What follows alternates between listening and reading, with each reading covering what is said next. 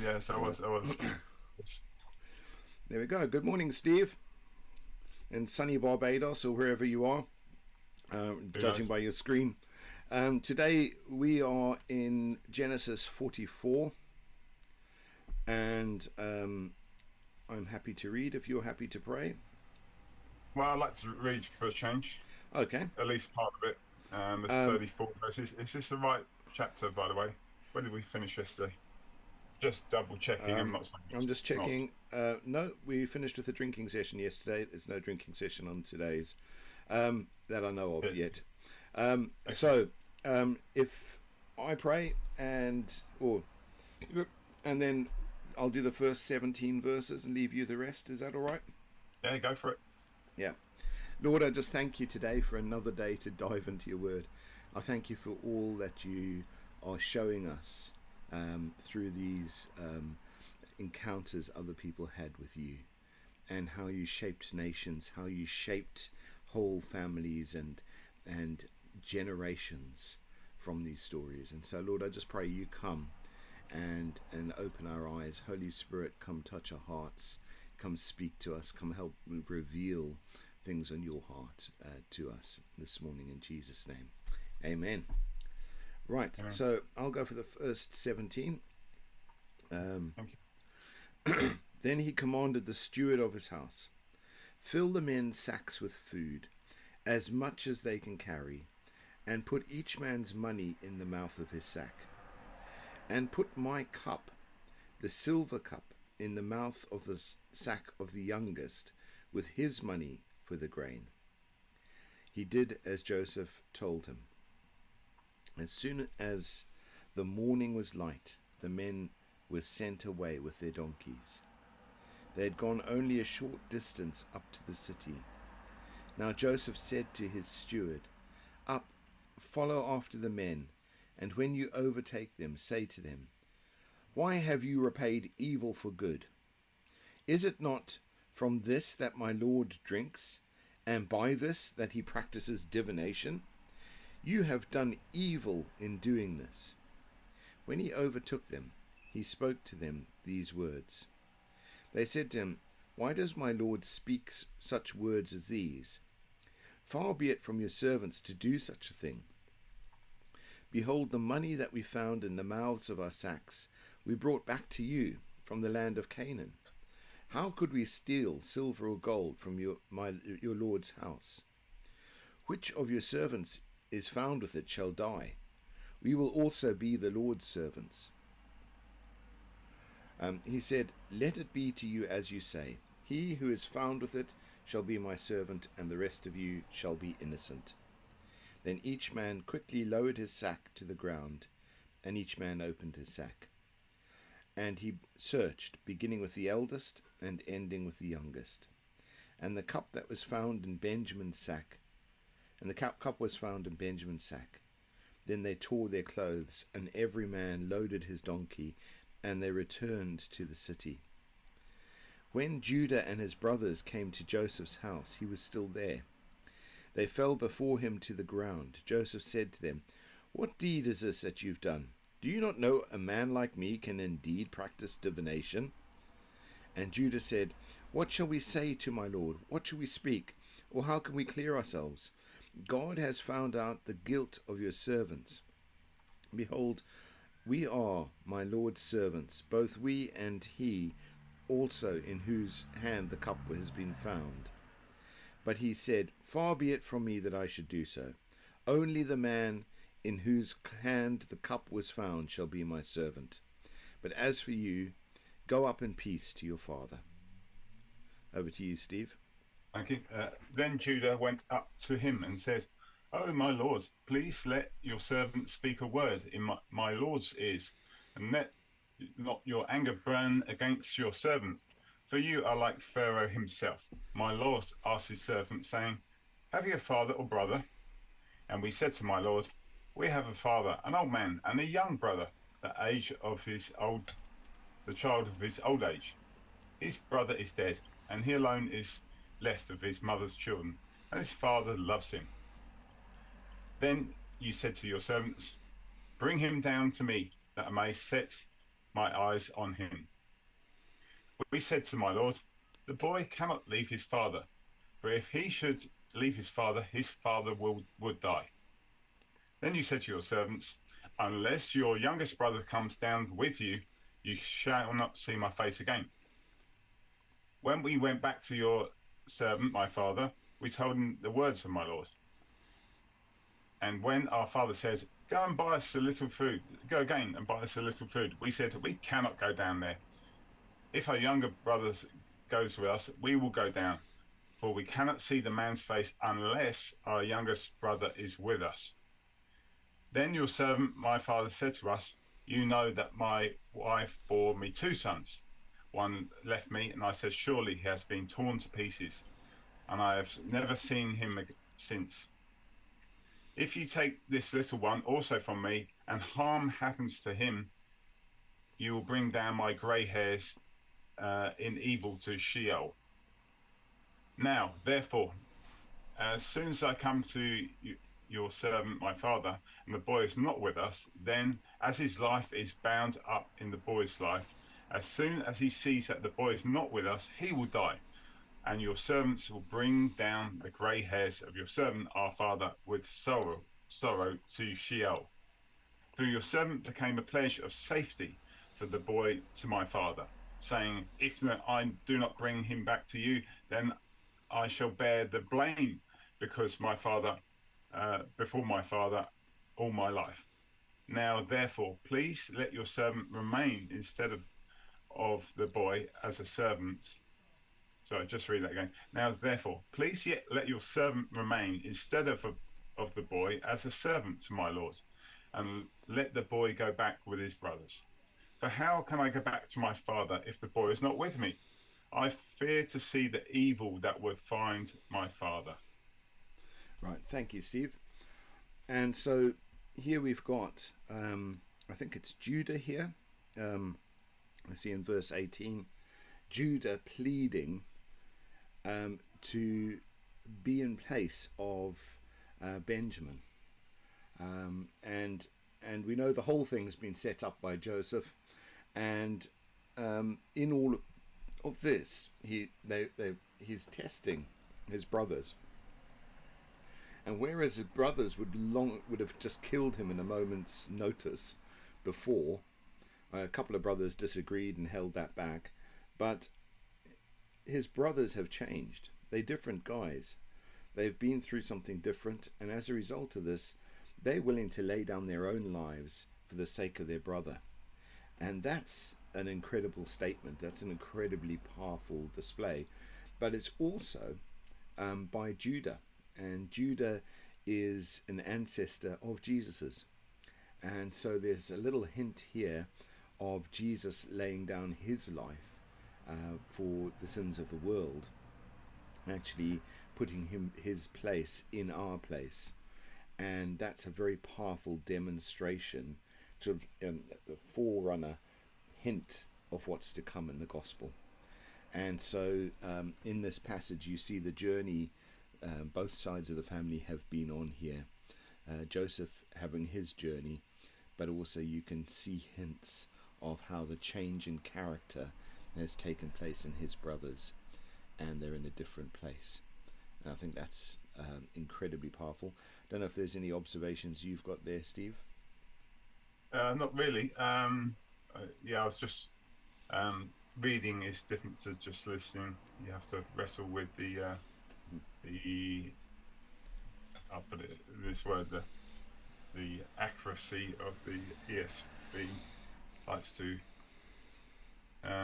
which doesn't make it easy to read or understand straight away in English, but then you get a good translation if that's what you're after, rather than immediate understanding.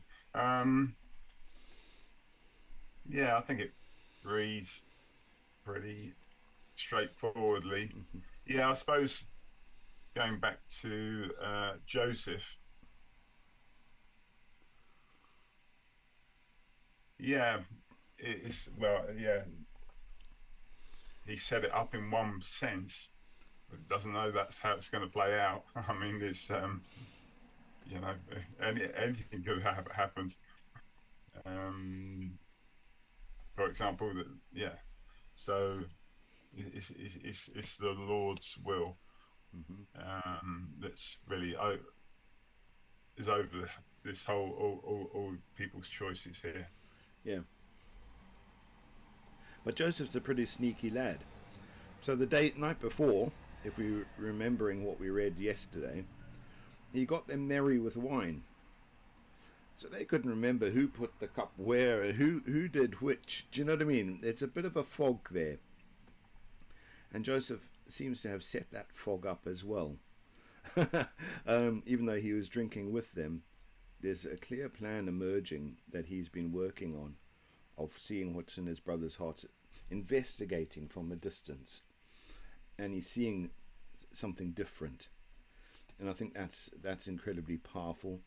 I think in this, the argument by Judah of saying, "Let me be a servant for the rest of my life in the place of this boy," is an incredible statement. It's very powerful, and you know, it shows that even though there was favoritism from the father, the brothers weren't as worried about the favoritism anymore.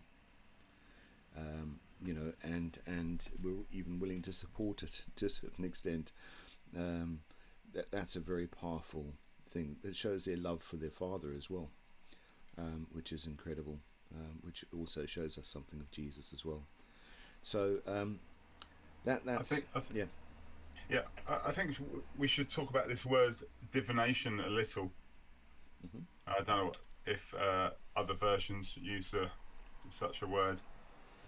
I'm looking at dictionary.com for see what it says.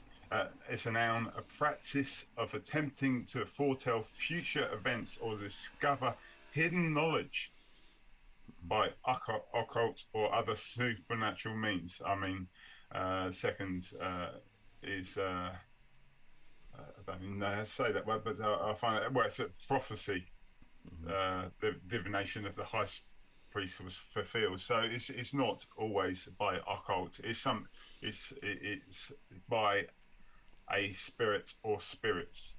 Uh, I think we could say occult is by spirits, Hmm. unclean spirits, and supernatural means, or is by the Spirit of God, the Holy Spirit.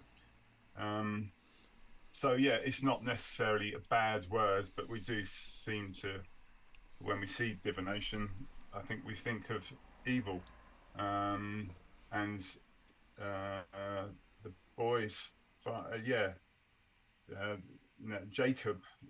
Sorry, get the right names here. Um, he talks about he can do divination, doesn't he? He can. I think you know. I think we're using it. I think divination's a big word.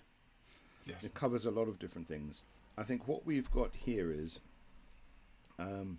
in some ways, revelation coming to a person that they've received, by a spiritual means. And so, in this, it's normally used about without the Holy Spirit, and so it's normally from an evil source. Egypt was full of this. So the culture of Egypt was full of this. Any guy who was high up in power also was meant to have spiritual power as well. So Pharaoh was expected to have spiritual power, and had a whole load of magicians around him as well. So there was a form of control through fear through that as well. Joseph, because of his position, it would be assumed he had, operated just the same as the Egyptians. And as far as the brothers knew, that was the case. But his revelation came from God, and he's very clear about that. I don't carry this myself. It's what he said earlier. So we just need to clear up that he was role playing here, a role that wasn't him necessarily, and he was helping their understanding of Egypt he was playing along with the role of being an Egyptian, and I think that in order to test his brothers. So I don't think later in the when the Old Testament law comes about, divination is banned.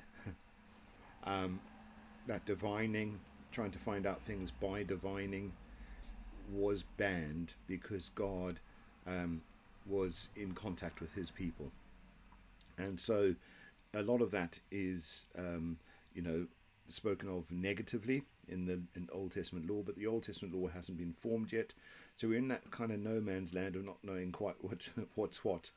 And I don't think we can get any deeper than that, other than to say Joseph, when he talked about interpretation of dreams, said, "I don't have this in me; it's actually coming from God." And so in Joseph's role, I bet a lot of stuff came from God.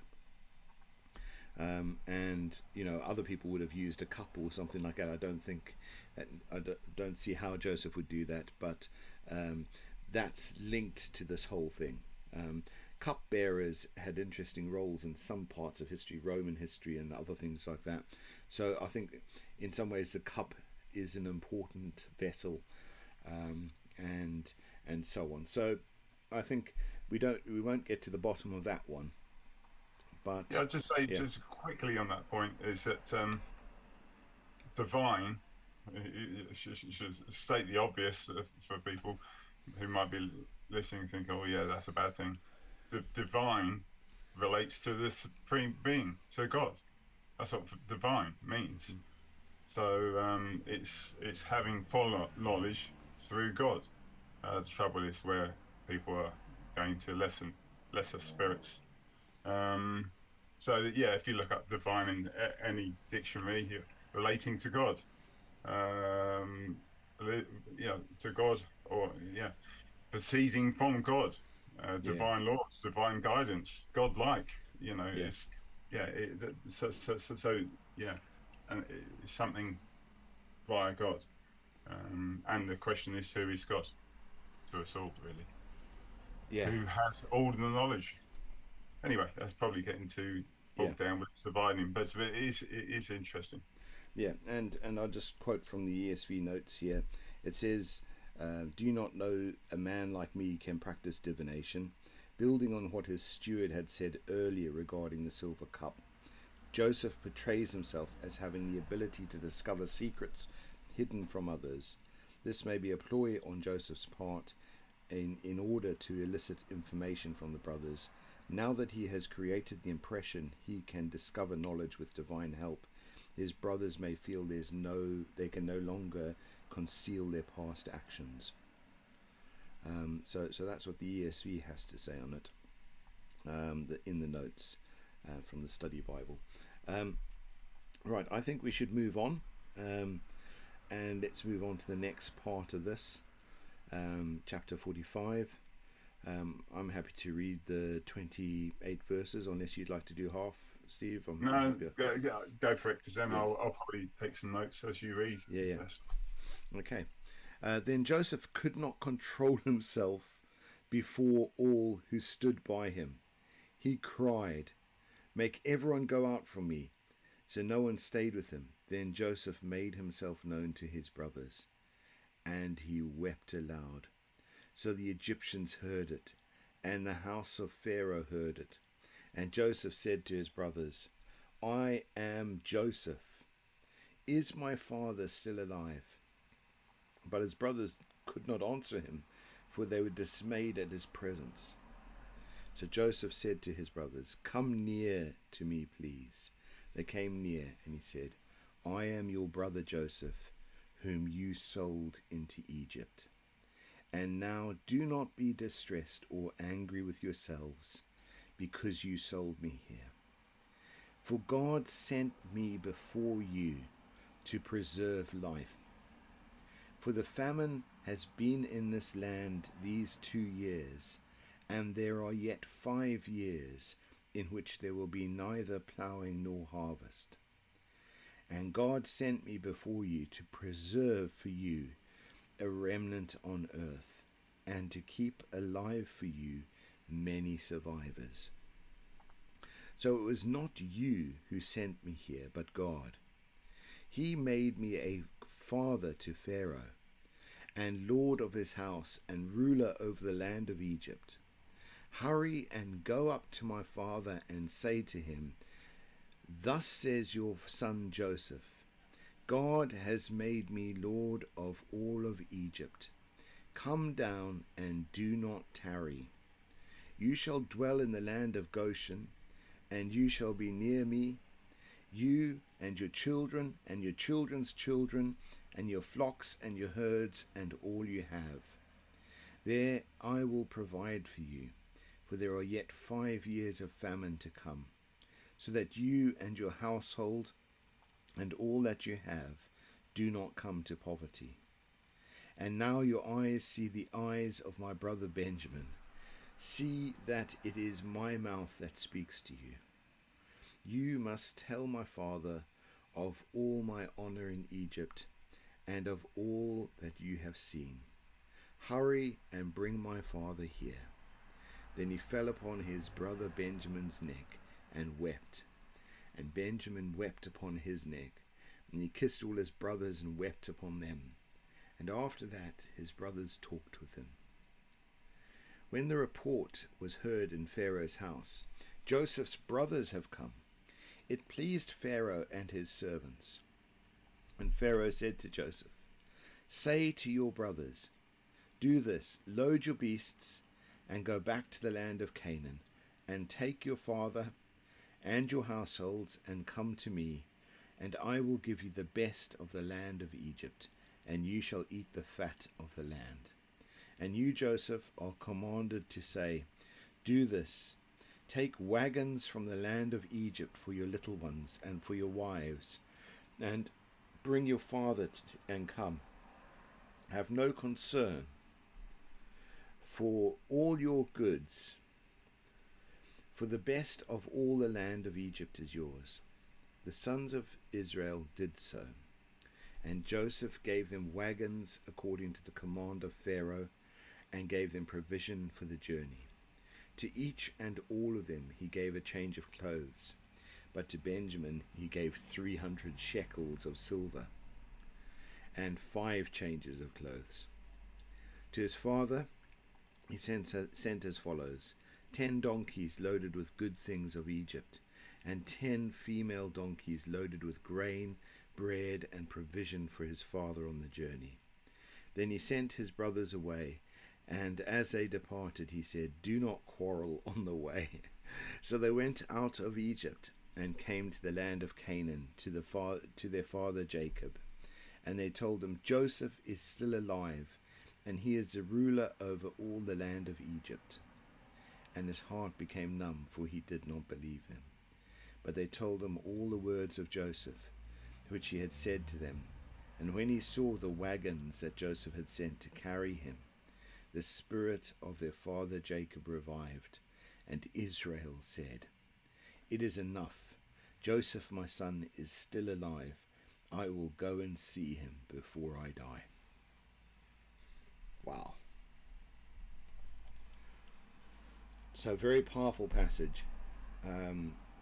I just love it.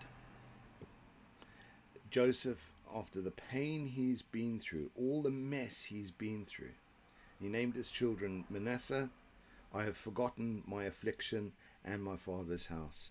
He named his other son Ephraim, in my affliction God has made me fruitful. And and actually in this you see the follow through. Don't be cross with yourselves for what you've done, because it was God's plan. Don't be cross with yourselves about, selling me. Actually, it's all worked out for good. It's a very powerful statement, a very forgiving statement, very releasing statement coming from Joseph. And in the secular sense, restorative justice is a process they run here in the UK. They learnt a lot of it from South Africa, I think, in trying to bring restoration and peace there, and also Northern Ireland. But the restorative justice program involves the victims of crime meeting with the perpetrators of crime. and asking questions and having a discussion. Why did you do this? Why did you do that? Why did you go and do this on top of that, etc.? And the last question is, if we met on the street, what would you like me to do? Would you like me just to walk straight past you? Or what needs to happen? There's questions like that. And the restorative justice program empowers victims, but it has to be victim led. Here in this story of Joseph, you've got it victim led. He says to the perpetrators of the crime against him, don't worry about it, don't beat yourselves up about it. He absolutely is releasing, but it's coming from the victim. That's not something a perpetrator can demand. And actually that's a very powerful statement by Joseph. And his desire to see his dad, and also you look at his dad, how long it takes him to accept that Joseph's alive, because it's just mystifying. It's too much for his brain to take in, and it slowly seeps in. Only looking at the wagons and thinking, well, where on earth did these wagons come from? You know, we didn't have enough money to go and get all these wagons. Why are these wagons here? But the sense of Pharaoh sending wagons is an interesting one, because in some ways he doesn't want the children tired out. He doesn't want, any people exhausted or he wants them to travel well in style. He sent them a limo in modern terms, and you've got that sense of care and love for the weakest, and all of that. That speaks volumes and helps Israel realize what's going on. And I think this is very powerful. I think the sense of care and compassion in this, and love, and the saying, wow, if Joseph's family's around, let's honor them. And it's just full of honor.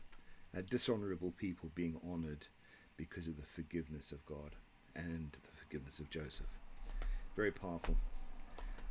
Go for it, Steve.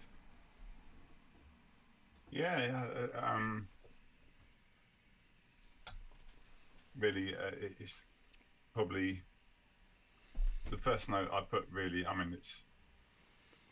he sums up and he repeats in verse 8. So it was not you who sent me here, but God. And he has a remnant. He has made me a father to Pharaoh. Wow, that's a bit of a statement.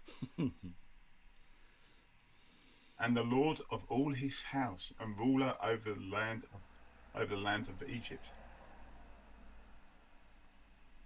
Yeah, he has made me a father to Pharaoh. He doesn't. It's well, you might say that's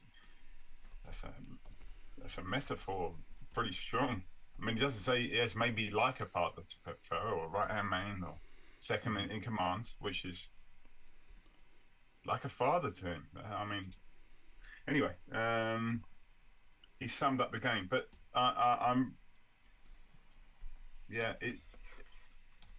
it is God's will that came before.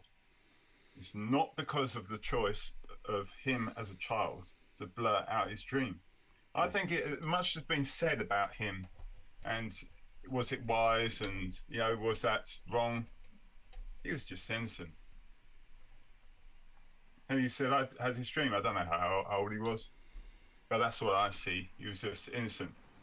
And sometimes, the Lord's, our dreams are not for everybody. Keep them, safe, or keep them in your heart until the appointed time. Mm-hmm.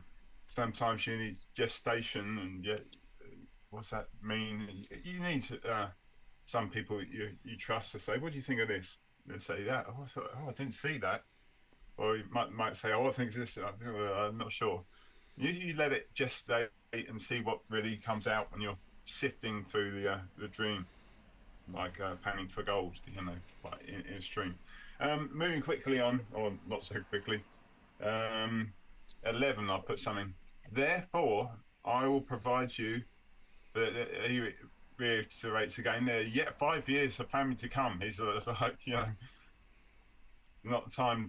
We're 2 years into the famine, and it's gonna get worse for those that are in famine. We're not. so that you and your household and all that you have do not come to poverty. He's basically saying you've come to lands of prosperity, of prudence. We put, you know, not 10%, a fifth away in the 7 years. So yeah, I like 16 as well. It was reported heard in Pharaoh's house. I mean, going back before, everybody heard. Joseph couldn't control himself anymore. He just cried out, and not only his brothers got to hear the, this is how it is, but also the Egyptians heard. So yeah, I don't know. Where were we? 16. Yeah, it was reported. The reports heard in Pharaoh's house. Joseph's brothers had come. So obviously, it pleased Pharaoh and his servants. That's nice to read. Really, it's not more than nice. I mean, Pharaoh doesn't think, just sees it as good. Feel free to interject at any point. I'll interject on that point then. What I'd say is, where people are rootless, a rolling stone gathers no moss, and all that kind of thing. There are many societies that want to know, what's your family background? Tell me a bit about you. What's your family background? I think there's a famous meeting in the Middle East between Carter and some of the Middle Eastern leaders, and the story goes, the press was saying, what progress has been made? What progress has been made? And he says, yeah, we've got to the point of talking about our grandchildren. We've got that far today, and until people got earthed and this is who my family is, no one really wanted to talk about much else. They wanted to know who the people were that they were talking to. And so that was a very important thing, even though he's much maligned for that. But actually, that was an important principle. And here, Pharaoh gets a chance to find what this rootless guy Joseph's family is like, and actually meet his family. And Pharaoh is very pleased with Joseph. So because he knows who Joseph is, he can't wait to see his family. And how on earth did this family produce such a wonderful guy? If you look at Joseph's age, Joseph was 17 when he was taken into slavery, and he was 30 when he entered Pharaoh's courts and began to lead there. And so, and became the powerful person in Egypt at 30. And then if you take 7 years of famine and add 2 years onto that, we begin to realize that he's about 39, 40, thereabouts at this time when he meets the rest of his family. And he's well renowned in Egypt. Whereas he was starting as, under Pharaoh, he's finding he's actually helping Pharaoh's leadership of Egypt and so on, and is advising like a father into some of that as well, at the grand old age of 39. Top bloke. Good on him. And so, in this, you've got a bit of a picture. But I mean, when I've gone places like Northern Ireland, you'll find...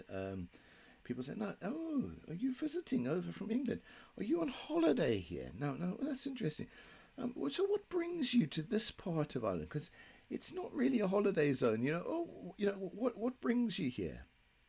And we're just on holiday, just having a few days off. No, but it's a lovely area and everything, but what brings you to here? And you can have a conversation lasting half an hour, and if you're evasive enough in giving details and information, they will quiz you because they want some context for who you are. And it's a great game to play with people, just being evasive. But actually, once they find you've got relatives in the area and they go, oh yeah, we know them, and and they know of your relatives at least, then they've got context for you, and suddenly the whole conversation warms up and becomes more friendly and all the rest, or has some context to it. And here I feel the context of family is important, and it's not just this individualistic society The context of family is important. And so for Pharaoh, he's overjoyed that Joseph's family is joining. He wants him to arrive in style. He wants him to know that Egypt is proud of their boy. Do you know what I mean? He wants that to come across very clear, and that he's pleased with him. And that favour is just incredible. It's God initiated, God designed. It's wow. Yeah, just sort of continuing on from that point about Pharaoh. Obviously, Egypt, they could be their second year into poverty. But it was because Pharaoh had the dream and was perplexed by the dream. And he asked his magicians, what it meant. He wasn't impressed with that. They didn't know really. And then he heard about Joseph. So it was because, and Joseph, he obviously recognised that he had the answer.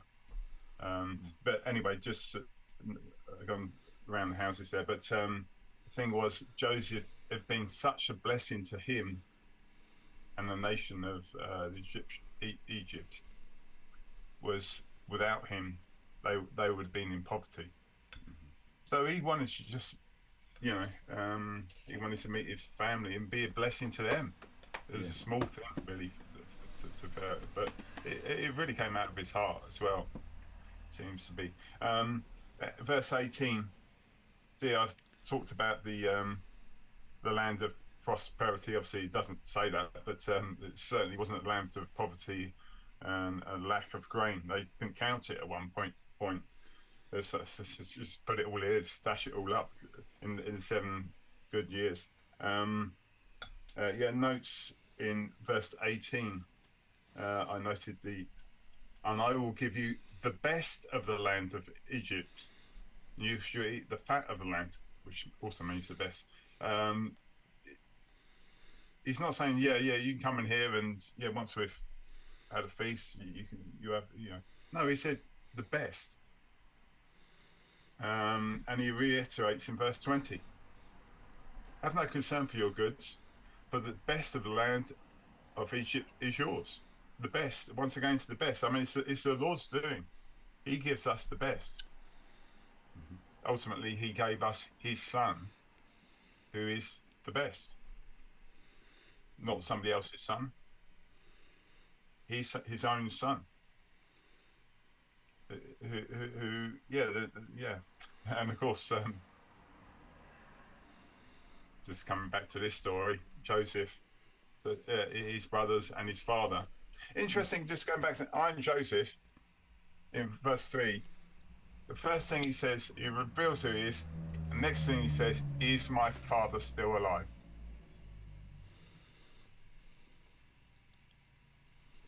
His brothers can answer him because they were dismayed at his presence. They realise, surely, they can't even muster up an answer. They were in bits, I think is the modern expression. Best of all land, verse 22. Notice that Benjamin gets times 5 again. 5-fold. Yeah. It's 24, no quarrelling. I mean, it started brewing a little bit on their return journey. I think Joseph, in his wisdom, knows that you did this and you shouldn't have done that, etc. But he said, there's no point. Do not quarrel. It's pointless. 26. Can I just pick up on the do not quarrel? The do not quarrel bit. It says the ESV note says may have been necessary for his brothers, but the narrator records it in the light of his purpose to promote unity among the people of God who read this. And I'll just say something on that. When you come from a situation where you're fighting for all your existence and everything else, you're wrestling all the time, you come into favour. The danger is you can take that quarrels underneath the surface and bring them into the favour and quarrel over the favour. What Joseph's setting is no. we're united. Our family is taken care of. Think of it as a family unit. Don't think of it in individual terms, me against my brother and all the rest of it. It's a unity, and this favor that's on you needs to be a favor of peace between you. And that's an incredible statement. Don't quarrel in the way. Seems a little side issue, but sometimes where, like for example, I think this: if you won the lottery, right? It could be wonderful. It seems like the solution to everything. But I don't think so. I think it becomes a magnifying glass. And every little crack and every little disagreement and any little divisions that are there already get magnified. As does everything else get magnified, scale of house or whatever it is. But the divisions and the issues all get magnified. This family has just won the lottery, pretty much, in terms of what they're receiving. The best of the land of Egypt, one of the wealthiest nations around. You know, they have made it in terms of worldly prosperity. And what Joseph's saying is, don't let the quarrels that are there become part of this. And I think that's very wise advice. Yeah, go for it, Steve. You were going to put 20. Also the fivefold to Benjamin, but let's not forget in 23, verse 23, to his father he sent as follows: 10 times 10 donkeys loaded with good things, and 10, well, you might say that's 10 plus 10 or 20, but whatever. Seems to me that Benjamin gets fivefold in the changes of clothes. Obviously 300 shekels, don't know how many, if that's fivefold with a silver, but seems to be fivefold, which he had before. Keeping touch with keeping notes of the multiplication, and the father gets tenfold, maybe. But just think of it like this as well. So they brought silver to pay for the first load of grain. That was found in their sacks. They then arrive back and say, we found it in our sacks. Basically, the steward says, no, I got your money. That's yours. So they got twice as much money because they took the same amount of gain on that second visit. So they took 2 loads of silver with them, one to give back and the other to buy grain. Both have been put in the tops of their sacks. And the cup. And going back to the second. Does it say the cup? I don't know if the cup is there, is it? No. It's not mentioned here, but the cup of the information. Yeah. Where's that cup gone? But Joseph, it would have gone back to Joseph, I think, by the story. Yeah, sure. So basically, there's 2 lots of silver in there, all the grain, and on top of that, they're heading back with wagons and a whole load of stuff for their dad on top, and stuff for Benjamin on top of that. They just laden down the stuff. It's like they go in poverty, not poverty, but they go in famine into the land, and they keep coming out of the land with more than they brought in, and they're going there to buy something. It's on a really, every time they've left with more. Yes. This is the third return. Yeah. And you're quite right. It's not that they weren't going back with the cup, but they came back with them. I was thinking about the Egyptian journey, not the return to. Anyway,